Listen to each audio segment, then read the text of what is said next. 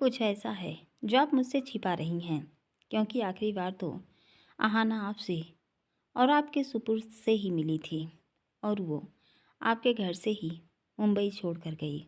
नहीं, मुझे नहीं पता। 3 साल हो गए, आप और आपका बेटा दोनों चुप हैं। आखिर इस चुप्पी की कोई तो वजह होगी। उसको हड़बड़ाता पाकर अभिराज बोला। गत 3 वर्षों में उसने हर मुमकिन कोशिश कर ली, माफ़ी से लेकर लालच तक, पर वह हिमानी वाल भूमि का मुंह खुलवाने में नाकाम रहा। वह यह मानने तैयार नहीं था कि अहाना बेवजह मुंबई छोड़कर क्यों जाएगी। मुझे कुछ नहीं पता। वह अकला गई और माथे पर छलक आई पसीने की बूंदें जो पूछती हैं, अरे कैसे नहीं पता।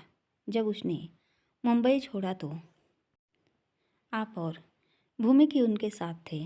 वो आपके घर पर थी। आप उसे अकेला छोड़कर क्यों गई?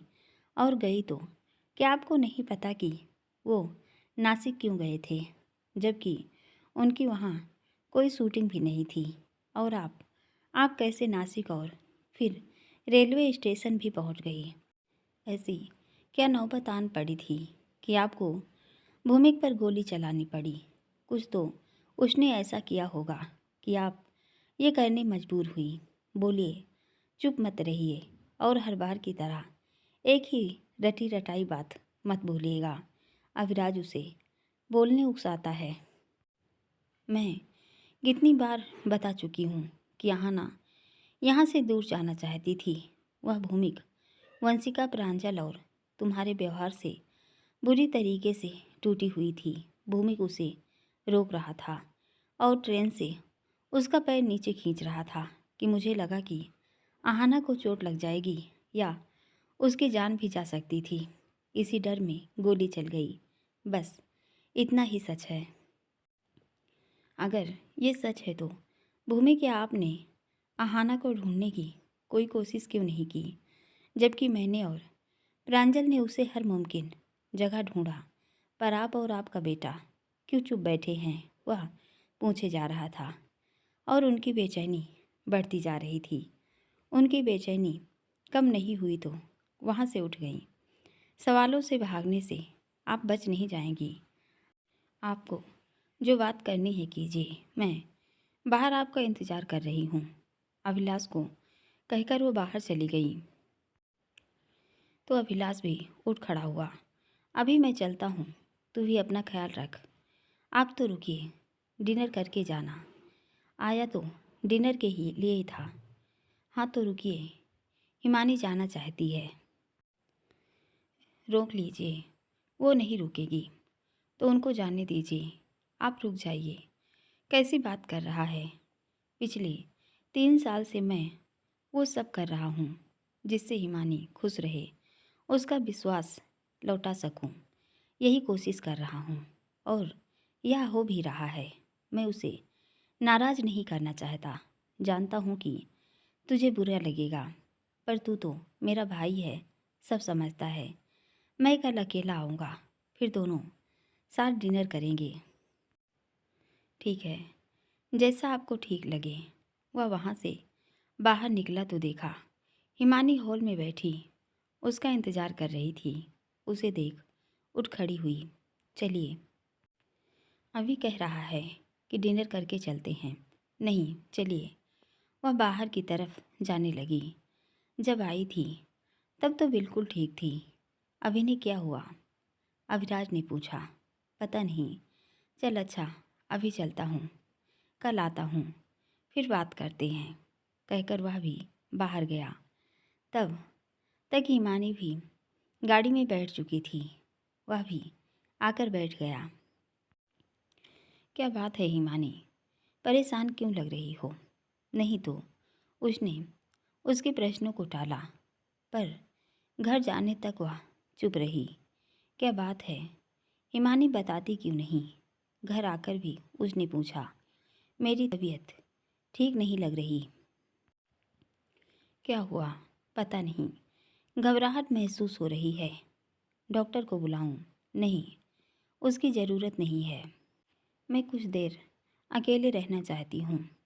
आखिर हुआ क्या?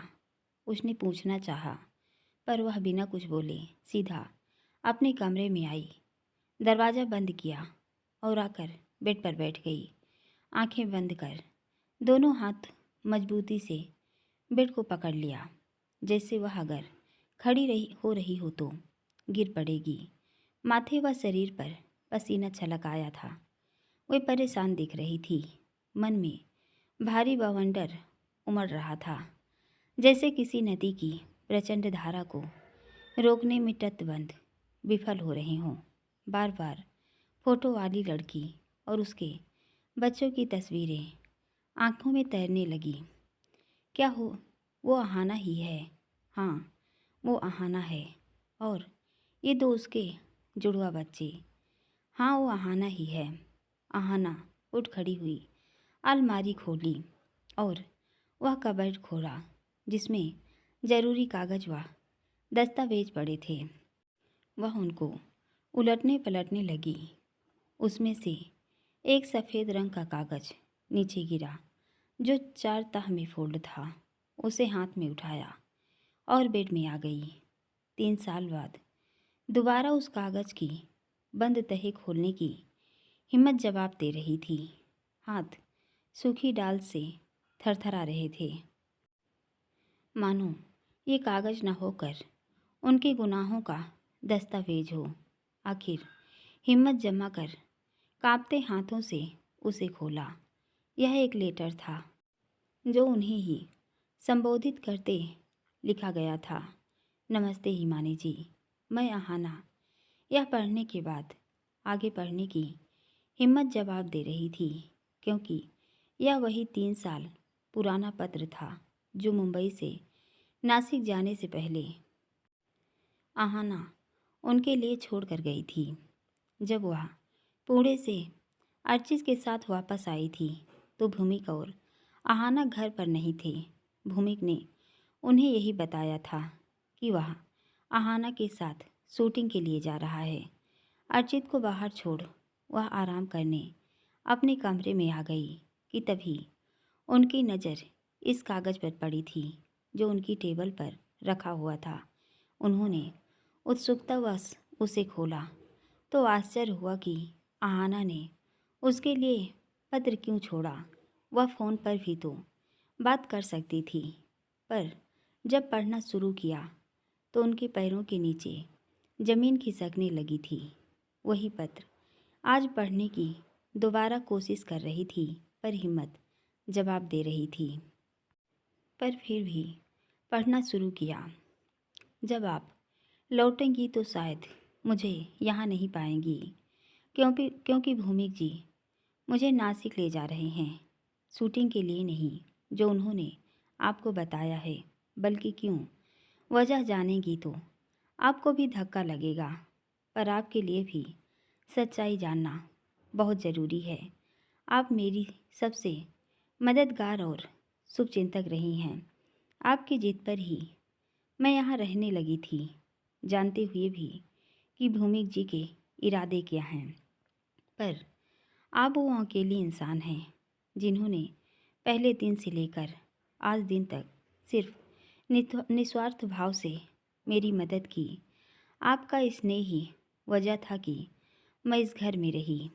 आपके जाने के बाद मैं भी यहाँ से जाना चाहती थी, पर भूमिक जी ने होने नहीं दिया तो मैंने भागने की कोशिश की, पर कामयाब नहीं हुई। भूमिक जी की जन्मदिन की पार्टी में खुराना साहब भेष बदल कर मुझसे मिलने आए। उन्होंने मुझे अपने साथ चलने कहा, पर मैं नहीं गई। और मेरी बदकिस्मती ये रही कि भूमिक जी ने उन्हें मेरे कमरे में देख लिया। दोनों में जोरदार बहस हुई, झगड़ा बढ़ते देखा। मैंने खुराना साहब को जाने कह दिया, पर उनके जाने के बाद भी भूमिक जी शांत नहीं हुए। उन्होंने ड्रिंक की और फिर वही सब करने की कोशिश की जो पहले की थी। उनके इस रूप को देख मैं हैरान थी। जब आयरलैंड पर साथ रहे थे तब वाला भूमिक हिमानी जी का बेटा था, पर ये वाला नशे व गुस्से में चूर वही पहले वाला सनकी इंसान था जो अपनी बात मनवाने किसी भी हद तक जा सकता था, यहाँ तक कि वो अपनी मर्यादा लागने लगे थे।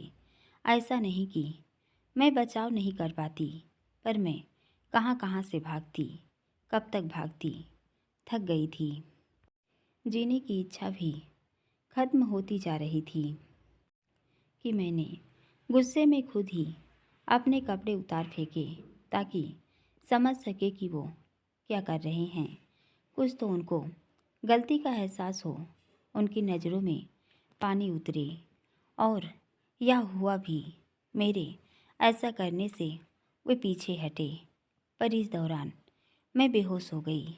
जब होश में आई तो खुद को हॉस्पिटल में पाया, और वहाँ डॉक्टर ने बेहोश होने की वजह जो बताई, मुझे समझ नहीं आया कि मैं खुश हूँ कि दुखी। मैं माँ बनने वाली हूँ। भूमिक जी ने सुना तो शॉक्ड रह गए। वे चाहते हैं कि मैं अपना करियर बचाने अपना बच्चा अवार्ड करवा दूँ। क्या मैं ऐसा कर सकती हूँ? आप भी तो माँ हैं, समझ सकती हैं मेरा दर्द। मॉडल बनना मेरा सपना नहीं था, बल्कि मेरी ज़रूरत थी।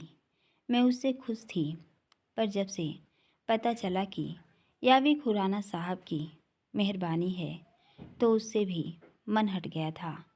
पर भूमिक जी चाहते हैं कि बच्चे के लिए मैं अपना करियर दांव पर ना लगाऊं। पर करियर के लिए मैं अपना बच्चा कैसे दांव पर लगा दूं? मैं अपने बच्चे को अबार्ट नहीं कराऊंगी, वरना मैं जी नहीं पाऊंगी। जब से मुझे पता चला है, जीने की इच्छा जो मरती जा रही थी फिर से जाग गई है। जैसे जीने का मकसद मिल गया है। बिन ब्याही लड़की के लिए बच्चे को दुनिया में लाना आसान नहीं है। लोग पिता का नाम पूछेंगे, पर मैंने सोच लिया है कि मैं ये करूँगी। इसलिए उनके कहने पर साथ जाना पड़ रहा था। यदि मैं भागने में कामयाब नहीं हुई और भगवान न करे मेरे बच्चों को कुछ हुआ, तो मुझे नहीं पता मैं क्या करूँगी। शायद जीते जी मर जाऊँगी। इसलिए मैं पूरी कोशिश करूँगी कि मौका मिलते ही वहाँ से भाग जाऊँ और अपनी और अपने बच्चों की ज़िंदगी बचाने कामयाब हुई तो कभी यहाँ वापस लौट कर नहीं आऊँगी। यहाँ रही तो लोगों को जवाब देते थक जाऊँगी। मॉडल होने के कारण मुझ पर केस भी हो सकता है। यहाँ भूमिक वंशिका, प्रांजल, खुराना साहब, इन सब में ज़िंदगी उलझ गई है। यहाँ से जाते ही शायद सुलझ जाए। आपको हमेशा याद करूँगी, पर शायद कांटेक्ट न कर पाऊँ, क्योंकि मैं नहीं चाहती कि मेरे बच्चे पर यहाँ के लोगों का साया पड़े। जहाँ जाऊँगी वहाँ भी स्ट्रगल होगा, पर वहाँ मेरा बच्चा मेरे साथ होगा, और मुझे पूरा यकीन है मैं अपने बच्चे को एक अच्छी लाइफ दूँगी। मुझे ढूंढने की कोशिश मत करना। हालात मेरे पक्ष में रहे और खुद को लायक बना पाई तो आपसे मैं खुद कांटेक्ट करूँगी। आपसे एक रिक्वेस्ट है, इस पत्र और प्रेगनेंसी के बारे में आप किसी से भी जिक्र नहीं करेंगी, खुराना साहब से भी नहीं। यही मेरी आपसे विनती है। आपके बहुत एहसान है मुझ पर। एक आखिरी बार और करेंगी, मुझे पूरा यकीन है। आहाना। पत्र पढ़ते हुए उनकी आंखों से आंसू टपक रहे थे, पर उस दिन आंखों से आंसू नहीं टपके, बल्कि गुस्से की ज्वाला धधक उठी कि उनका बेटा इतना नीच कर्म कैसे कर सकता है। वह एक अजन्मे बच्चे को हत्यारा कैसे बन रहा है।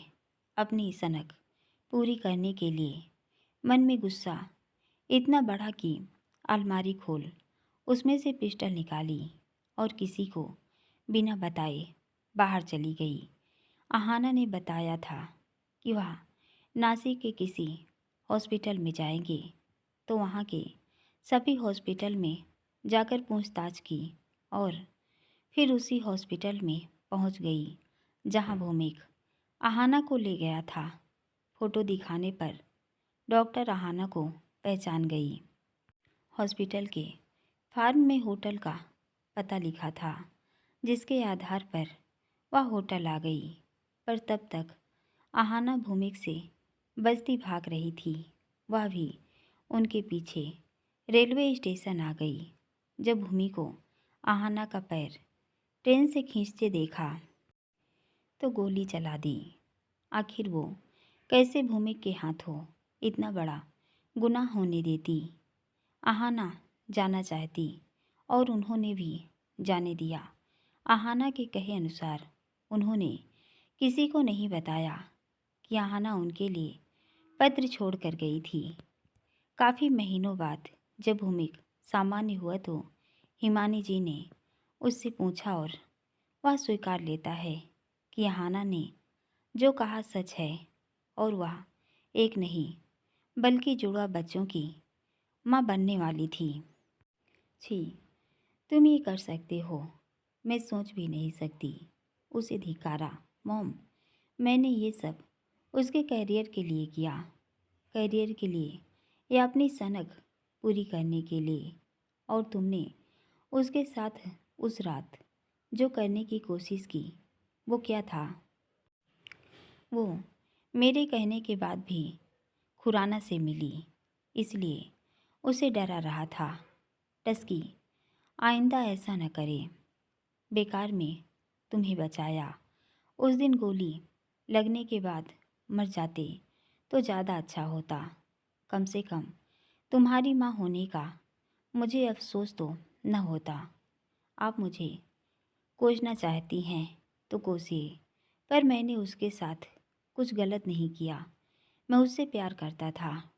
मैंने उसे कहा कि वह खुराना से दूर रहे।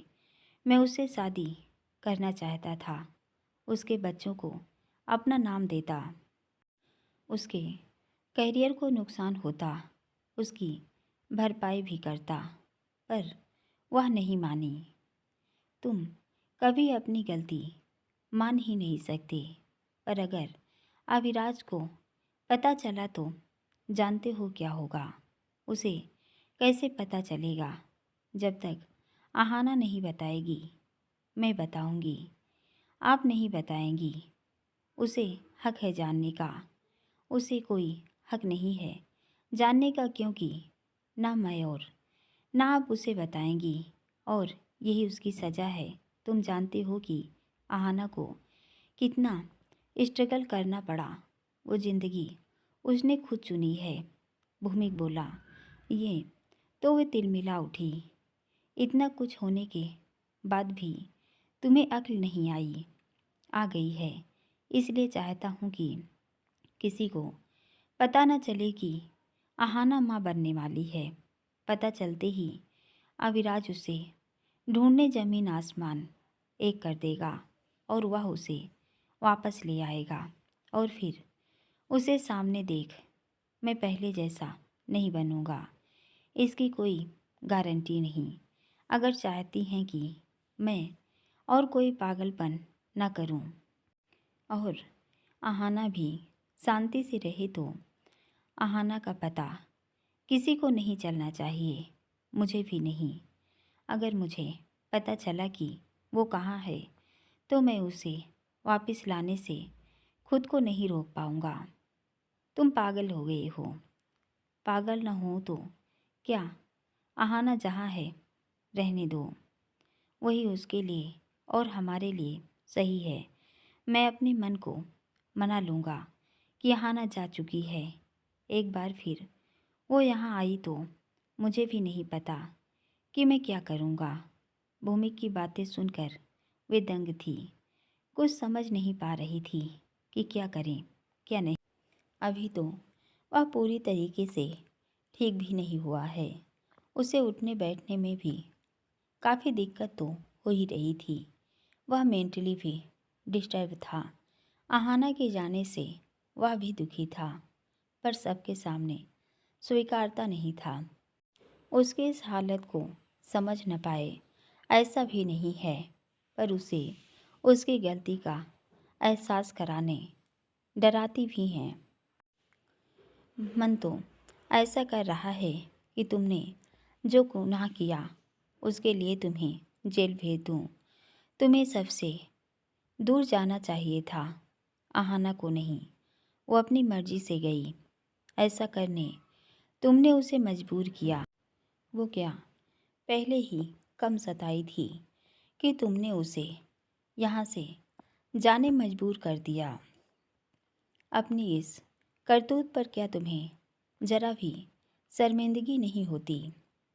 आहाना कहाँ है, क्या है, उसके बच्चे कैसे हैं? उन्हें जन्म देगी तो उनकी परवरिश कैसे करेगी? सब कुछ होते हुए भी वे अभाव में पलेंगे। कुछ नहीं सोच रहे। उन्होंने उसे धिक्कारा।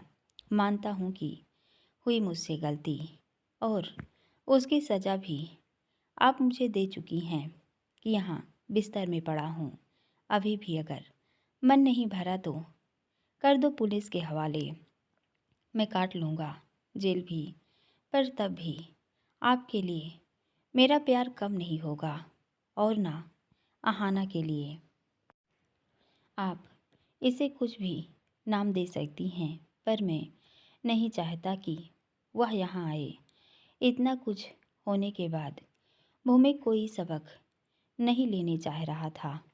आहाना के लिए भी शायद यही अच्छा था कि वह सबसे दूर रहे, पर साथ ही उन्हें आहाना की चिंता भी सता रही थी कि इस हालत में न जाने वह कैसे सब कर रही होगी। उसने कहा था कि वह उन्हें खुद कॉन्ट्रैक्ट करेगी, तो इसका ही इंतज़ार करने लगी। हिमानी हिमानी अभिलाष के दरवाज़ा खटखटाने पर वह अतीत के वर्तमान में लौट आई। जल्दी से अलमारी खोल वह लेटर उसी जगह रखा और दरवाज़ा खोल दिया। ठीक हूँ, मैंने डॉक्टर को कॉल कर दिया है। उसकी ज़रूरत नहीं है। मैं ठीक हूँ। क्या सच में? हाँ। क्या बात है हिमानी, जब गई थी तब तो बिल्कुल ठीक थी। अचानक क्या हो गया? पता नहीं। जब से तुमने उस लड़की की फ़ोटो देखी तब से परेशान हो। हाँ, तब से मन विचलित सा हो गया। क्यों? ऐसा क्यों सोचती हो? वह सिर उसके कंधे पर रख देती है।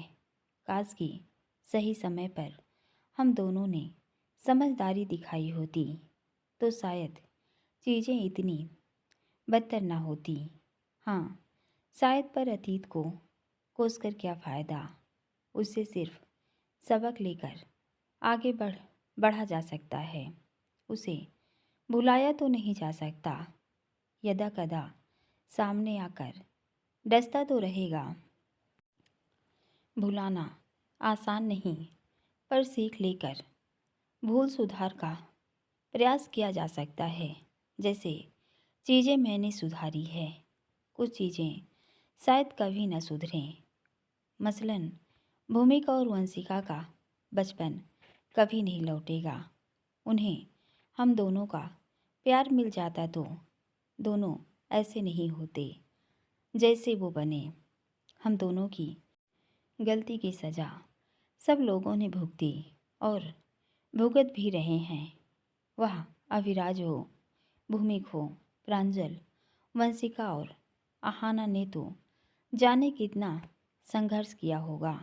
सोचकर दिल कांपने लगता है। सब कुछ लोग शायद हमारे जीवन में हमें सबक देने ही आते हैं। अब आहाना को ही ले लो। एक अजनबी लड़की तुमसे टकराती है और तुम उसे घर ले आती हो। फिर पता चलता है कि वंशिका प्रांजल अभिराज से उसका क्या रिश्ता है। वह चली गई, पर सबको बदलकर, सबके मन में दुख पछतावा व कुछ सबक छोड़कर। भूमिक पहले वाला नहीं रहा। उसने आहाना के जाने के बाद एक्टिंग छोड़ दी, जबकि यह उसका शौक था।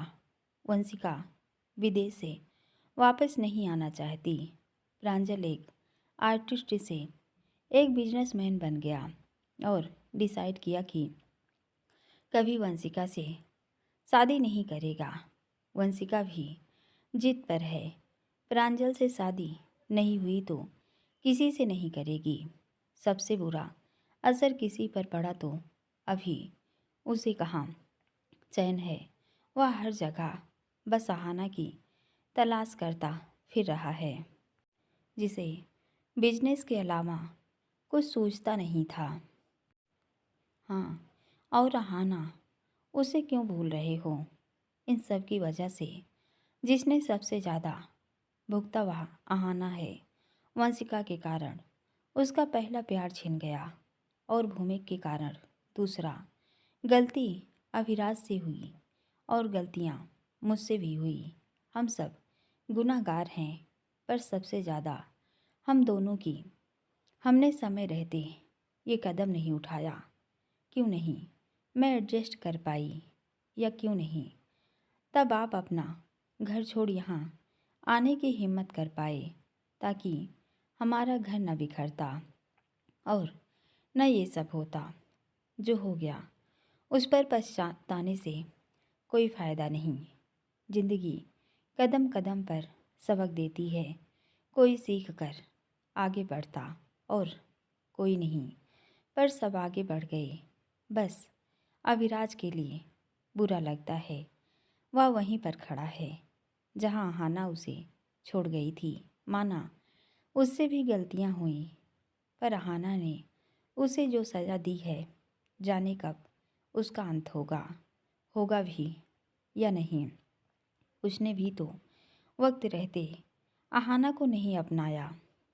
तब उस पर शादी न करने का भूत सवार था। काश उसे ये समझ आता कि आहाना की खुशी मॉडल बनने से ज़्यादा अपना परिवार बनाने में थी, तो आज उसके घर में ही उन बच्चों की किलकारियाँ गूंज रही होती। वह भी अपने परिवार के साथ खुश होता और बच्चों को भी उसका पिता मिल जाता। कहना क्या चाहती हो? कुछ नहीं, कुछ तो है। कौन से बच्चे? तुम्हें क्या लगता है कि वह लड़की आहाना हो सकती है? उसने उसका मन टटोला। हो भी सकती है, पर बच्चे बच्चे देखा ना, 2 सवा 2 साल के हैं। हाँ, अविराज और आहाना लिव इन में थे। इसका मतलब वो बच्चे अविराज के हैं। उसके ये कहते ही हिमानी जी को एहसास हुआ कि जुबान फिसल गई। नहीं, मैंने कब कहा? ये तो संभावना जता रही हूँ कि अगर वो आहाना होती और उन दोनों ने शादी कर ली होती, तो उनके बच्चे भी ऐसे ही होते। हाँ, पर तुम्हारा सिर्फ यही मतलब था। हाँ, क्या वो लड़की आहाना नहीं? मुझे नहीं पता मैं कौन सा उससे मिली हूँ। और एक बात, आप भी ये बात खुद तक ही रखेंगे। भूमि को इसकी भनक नहीं पड़नी चाहिए कि कोई लड़की है जिसकी शक्ल आहाना से मिलती है। क्यों? वह कल वहाँ पहुँच जाएगा और खुद भी परेशान होगा और उसे भी परेशान करेगा। हाँ, तो क्या हुआ? वह तो विद्या है ना, उसे भी पता चल जाएगा। विद्या हो या आहाना, क्या आप चाहते हैं वह पहले जैसी हो? कितने ही डॉक्टर्स से उसकी काउंसलिंग करवाई, तब जाकर उसे नॉर्मल किया है। वह अब अपनी लाइफ में आगे बढ़ गया है। एक्टर न सही, डायरेक्टर प्रोड्यूसर के तौर पर अपना फिल्म हाउस चला रहा है। अगर चाहते हैं कि वह पहले जैसे सनक न करे तो आप भी मुंह मुंह बंद। हिमानी की बातें अभिलाष को बेहद अटपटी लग रही थी, जिससे उसको शक होने लगा कि कुछ तो ऐसा है कि जो हिमानी उससे छिपा रही है। उसने उसका मन टटोलना चाहा, पर वह टाल जाती है। डिनर भी उसने बेमन से ही किया। क्या बात है मॉम, आपने खाना नहीं खाया? भूमिक ने पूछा। तबीयत ठीक नहीं है। साल में सबके रिश्ते बेशक बिखरे हों, पर अभिलाष और हिमानी जी ने अपने रिश्ते को एक और मौका देने का निर्णय किया। यह सब अभिलाष की वजह से ही संभव हुआ कि उसने अपनी मेल एगो साइड रखी और खुद ही ना बल्कि उसके साथ रहने आ गया। अपने रिश्ते की खो चुकी अस्तित्व को फिर से पाने की कोशिश की तो अब दोनों पति पत्नी की तरह साथ रहने लगे। पहले पहल भूमिक ने इस रिश्ते को अस्वीकार कर दिया था, पर जब गोली लगने के बाद वह करीब 8-10 महीने बिस्तर पर रहा। उस दौरान जिस तरह उसने उसका साथ दिया, उसका भी नज़रिया बदला। वह भी उसे पिता के रूप में देखने लगा। पूरा पाठ सुनने के लिए दोस्तों बहुत बहुत धन्यवाद। अगर आप लोगों को पाठ अच्छा लगा तो प्लीज़ कमेंट कीजिए, लाइक कीजिए और चैनल सब्सक्राइब कर लीजिए। धन्यवाद।